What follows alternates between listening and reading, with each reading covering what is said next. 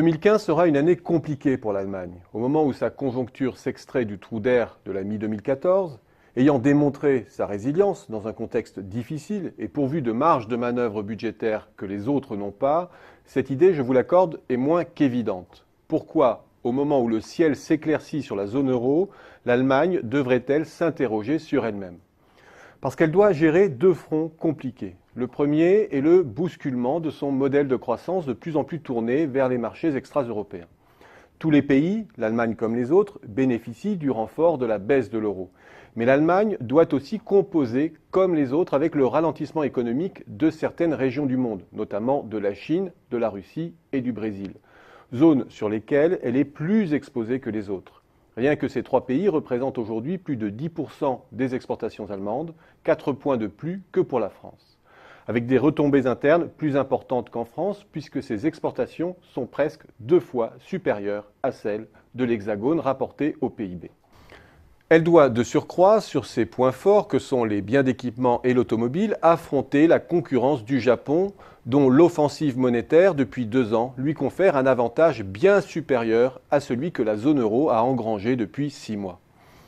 Il y a ensuite l'affaiblissement relatif du gain qu'elle retire de son économie de bazar. Certes, les devises des PECO ont accompagné l'euro dans sa baisse, mais le redéploiement de la sous-traitance vers les PECO, qui avait permis à l'Allemagne de s'immuniser contre les effets de la hausse de l'euro, perd de son efficacité dans un contexte de dépréciation généralisée de la devise européenne.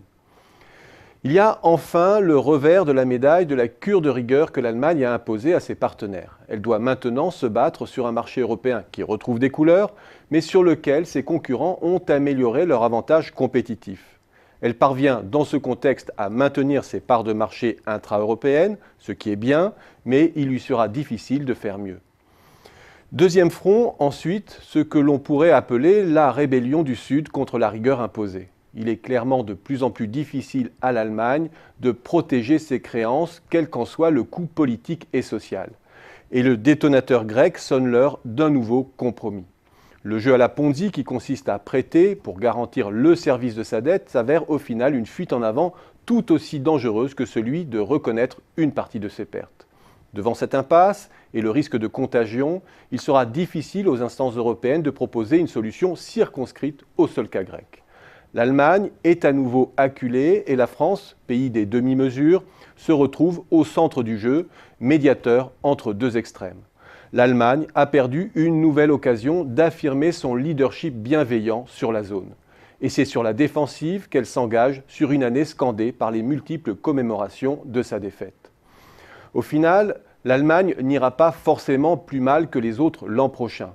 Mais de fil en aiguille, elle est conduite à se recentrer sur son marché intérieur et elle devra enfin se résoudre à aller mieux avec les autres et non plus mieux au détriment des autres.